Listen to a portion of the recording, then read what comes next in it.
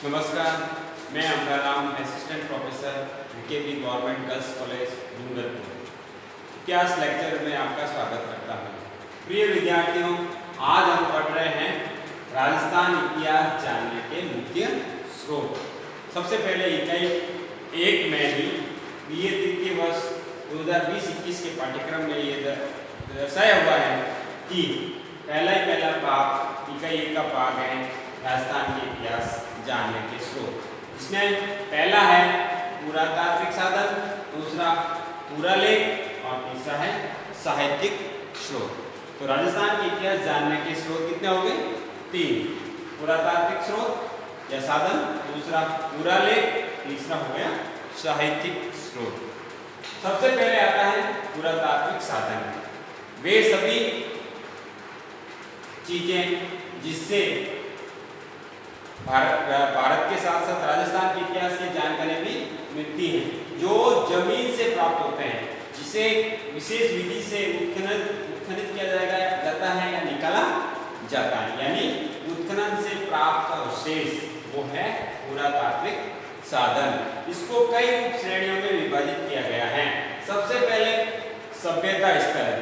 राजस्थान में भारत के साथ एक कुछ सभ्यता स्थल मिले हैं, जैसे सिंधु घाटी सभ्यता का कालीबंगा स्थल, इसके अलावा मध्य पाषाण काल का भागोर, जहाँ पशुपालन के साक्ष्य मिले हैं, और ताम्र पाषाण काल का आहार स्थल। तो इन सभ्यता स्थलों से पता चलता है कि भारत के साथ ही राजस्थान की सभ्यताएं विकसित हुई, या भारत की सभ्यता के साथ राजस्थान भी प्राचीन काल से ही जुड़ा हुआ था। जैसे सिंधु घाटी सभ्यता का स्थल है कालीबंगा, जो राजस्थान के हनुमानगढ़ जिले में स्थित है। फिर आता है दुर्ग भवन। कुछ भवन और दुर्ग मिले हैं, या जन सामान्य के लिए राजाओं ने कुछ विशेष दुर्ग के साथ साथ कुछ भवन निर्माण भी करवाए हैं, स्मारक बनवाए हैं। तो कुछ प्रमुख दुर्ग का मिले या हैं चित्तौड़ में जालोर का दुर्ग, बीकानेर का दुर्ग, जोधपुर का दुर्ग, मेहरानगढ़ दुर्ग, इसी तरह से कुंभलगढ़ दुर्ग, गागरान के दुर्ग, अलग अलग छोटे छोटे जिलों में भी कई बड़े दुर्ग मिले हैं। उन दुर्गों से इतिहास की जानकारी मिलती है। इसके अलावा नगर व कस्बे। प्राचीन काल से राजाओं ने अपने विविध उद्देश्यों के लिए नगर स्थापित किए हैं। ऐसे नगर मिले हैं 7वीं शताब्दी से 15वीं शताब्दी तक। जैसे राजस्थान के राजसमंद जिले में सोने की चांदी की खान मिली है। उस हिसाब से नाथद्वारा और आसपास के क्षेत्र में कुछ नगर बसे हुए हैं।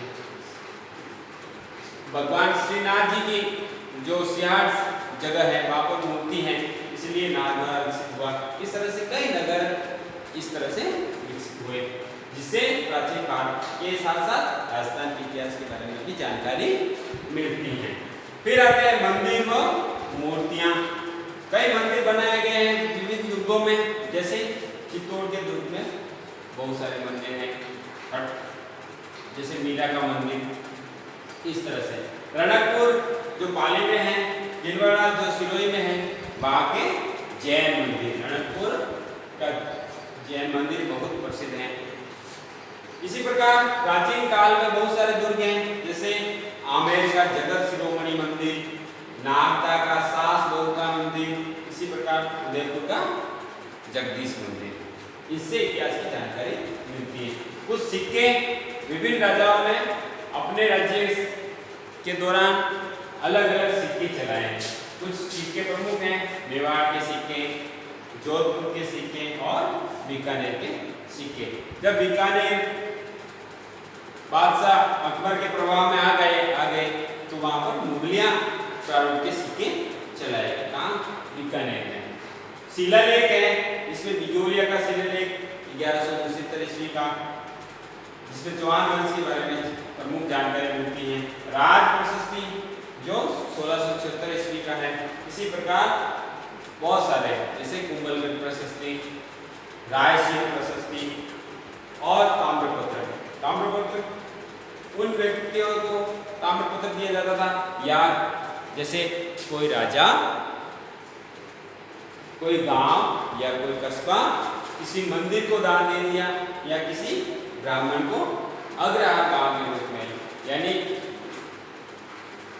वह गांव जो ब्राह्मण को दिया जाता है, उनकी आय और उसका व्यय उसको दे दिया जाता है।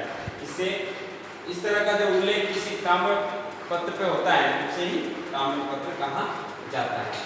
अब राजस्थान के इतिहास जानने के मुख्य स्रोत में दूसरा स्थान आता है पुरालेख, आर्चीवल।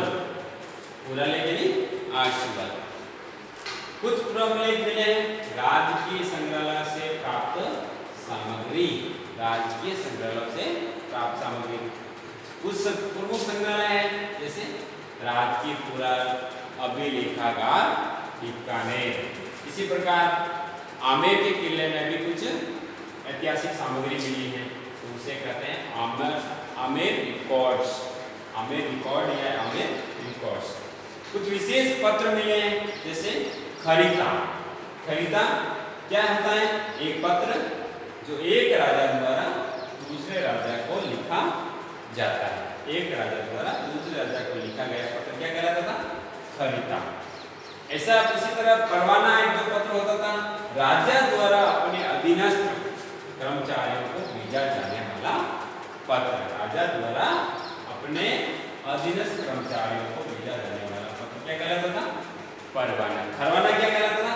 एक राजा से दूसरे राजा के बीच जो पत्र व्यवहार होता था उसे खरीदा कहते थे, और राजा ही अपने अधीनस्थ कर्मचारियों को जो पत्र भेजता है उसे परवाना। इसी प्रकार अखबारात, दैनिक बुलेटिन संग्रह। हर राजा अपने राज्यकाल की घटनाओं को दैनिक रूप से संग्रहित करवाते थे और प्रकाशित करवाने का काम करवाया जाता था। उस सबको क्या कहते थे? उस संग्रह को अखबारात, जिससे संबंधित राज्य की सामाजिक, आर्थिक, राजनीतिक, सांस्कृतिक जानकारी मिलती थी, तो वो है अखबारात। इसी प्रकार वकील रिपोर्ट्स जयपुर राज्य में, यानी जयपुर राज्य के राजा द्वारा इसी तरह दैनिक संग्रह बुलेटिन जो जारी किया जाता था उसे कहते थे वकील रिपोर्ट्स। इसी प्रकार दस्तूर कौमवार एक तरह के पत्र होते थे जिसमें राज्य की आय, व्यय, भेंट, उपाय इत्यादि का विवरण होता था। यानी राज्य की आय व्यय कैसी है, कौन राजा ने किनको भेंट दिया या क्या उपहार दिया, या किसी सैनिक के विशेष कार्यों के लिए उसे इज्जत बख्शी, तो वह सबका विवरण किसमें होता है? दस्तूर कौमवार में। फिर आता है हकीकत बही। यह हकीकत बही कहाँ ज्यादा प्रचलित थी? जोधपुर में। जोधपुर राज्य में हकीकत बही यह एक तरह से राज्य के दैनिक क्रियाकलापों का एक विवरण होता था। इसको शुरुआत की थी 16वीं शताब्दी में महाराजा हनुमान सिंह ने। फिर है व्यक्तिगत संग्रह, जिसमें सामान्य सेठों द्वारा भी अपने क्षेत्र के लेखा जोखा किया जाता था, अपने लेन देन का लेखा जोखा किया जाता था। उससे भी राजस्थान के इतिहास के बारे में जानकारी मिलती है। फिर आता है राजस्थान इतिहास जानने के स्रोतों में तीसरा साहित्यिक स्रोत। कौन सा आता है? साहित्यिक स्रोत, लिटरेरी वर्क। साहित्यिक स्रोतों को पुनः 3 भागों में, संस्कृत साहित्य, राजस्थानी साहित्य और फारसी ग्रंथ में विभाजित किया गया है। संस्कृत साहित्य में प्रमुख है जयानक का पृथ्वीराज विजय महाकाव्य। जयानक का पृथ्वीराज विजय महाकाव्य, जिसमें चौहान वंश की उपलब्धियों की जानकारी मिलती है, खासकर 12वीं सदी के चौहान वंश की। इसी प्रकार ग्रंथ है राजवल्लभ, जिसमें 15वीं सदी की स्थापत्य कला की जानकारी मिलती है। राजविनोद एक ग्रंथ है जिसमें बीकानेर के 16वीं सदी के सांस्कृतिक और राजनीतिक जीवन की झलक मिलती है। इसमें राजविनोद है कौन से राज्य की? बीकानेर राज्य, 16वीं सदी में सांस्कृतिक और राजनीतिक जीवन की झलक। इसी प्रकार रत्नाकर ग्रंथ हैं, अजितोदय ग्रंथ हैं, इन सबसे अलग अलग राज्य की, अजितोदय से जोधपुर राज्य की जानकारी और राजरत्नाकर से मेवाड़ राज्य की जानकारी मिलती है। अगला आता है संस्कृत के बाद राजस्थानी भाषा में लिखा गया साहित्य, जिसमें कुछ प्रमुख हैं अचलदास खिचड़ी वचनिका। यानी खिंची नरेश जो गांव झालावाड़ के राजा थे उनके बारे में अचूलाल खिचरी वचनिका लिखी हुई है। कानड़देव प्रबंध जालोर राज्य के सोनगरा चौहान की जानकारी मिलती है। साथ ही साथ कानड़देव जो राजा थे उनके और अलाउद्दीन खिलजी जो दिल्ली सल्तनत के राजा थे, शासक थे, उनके बारे में इनका वर्णन मिलता है कानड़देव प्रबंध में। दलपत सिंह की दलपत विलास में भी जानकारी मिलती है। इसी प्रकार सूर्यमल मिश्रण के कुछ ग्रंथ हैं जिसमें दो प्रमुख हैं, वंश भास्कर और वीर सतसई। वंश भास्कर और वीर सतसई। वीर सतसई इसमें वीरता से ओतप्रोत कुछ लिखे गए हैं, जिसमें राजस्थान के राजाओं को विभिन्न श्लोकों के माध्यम से, कहावतों के माध्यम से कहा कि आप अंग्रेजों के खिलाफ हो जाइए और राजस्थान की वीर भूमि को अंग्रेजों की गुलामी से आजाद कराइए। वंश भास्कर में भी शुरुआत में लिखा गया बूंदी राज्य के बारे में इतिहास, लेकिन उसके बूंदी राज्य का अन्य राज्यों के साथ संबंध के इतिहास का वर्णन करने के दौरान अन्य राज्यों के बारे में भी जानकारी मिलती है। इसी प्रकार कुछ प्रमुख राजधानी ख्यातें हैं, जिसमें है मूणोत नैणसी का मूणोत नैणसी ख्यात, और इस मूणोत नैणसी का ही एक मारवाड़ परगनारी विगत, मारवाड़ परगनारी विगत, जिससे मारवाड़ राज्य के बारे में जानकारी मिलती है। ये मारवाड़ राज्य में आश्रित थे राजा के वहाँ। इसी प्रकार एक नागौर में गांव है मुंडिया, वहाँ के राठौड़ों ने चारणों को ये गांव दान में दे दिया था। तो मुंडियार के चारणों ने नागौर के राठौड़ वंश के बारे में जानकारी जो लिखी है वो मुंडियारी ख्यात। इसी प्रकार दयालदास द्वारा लिखित दयालदासरी ख्यात। इसके अलावा आता है तीसरा साहित्यिक स्रोत में फारसी ग्रंथ। कौन सा ग्रंथ आता है? फारसी ग्रंथ। कुछ प्रमुख फारसी ग्रंथ हैं, वो है निजामी, हसन निजामी द्वारा लिखा गया ताज उल मासिर, जो जिसमें दिल्ली सल्तनत के शासकों द्वारा राजस्थान राज्य पर विजय के बारे में उल्लेख किया गया है, शुरुआत के गुलाम वंश के राजाओं द्वारा। इसी प्रकार मिन्हाज उल सिराज द्वारा लिखी यकृत तबकाते नासिरी, मिन्हाज उल सिराज द्वारा लिखी गई तबकाते नासिरी, जिसमें दिल्ली सल्तनत और राजस्थान के राज्यों के बीच संबंधों का वर्णन किया गया है।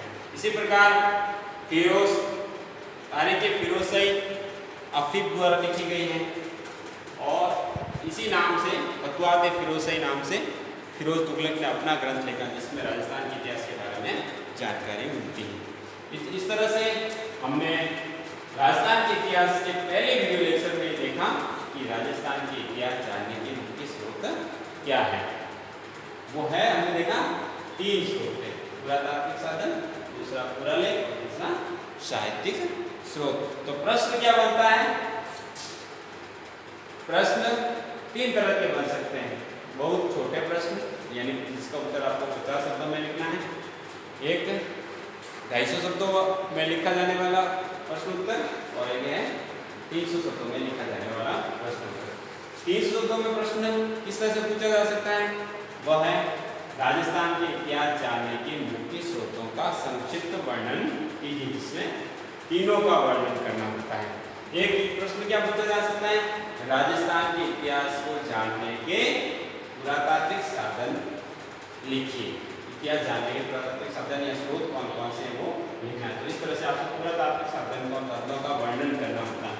इसी प्रकार अगर आपको कहे कि राजस्थान के इतिहास जानने में केवल राजस्थानी साहित्य का क्या महत्व है, तो राजस्थानी साहित्य के बारे में आपको लिखना है। या कुछ एक छोटा प्रश्न कि राजस्थानी इतिहास जानने में फारसी ग्रंथों का क्या योगदान है। कुछ फारसी ग्रंथों का नाम लिखते हुए संबंधित राजा का उसमें विवरण देना होता है।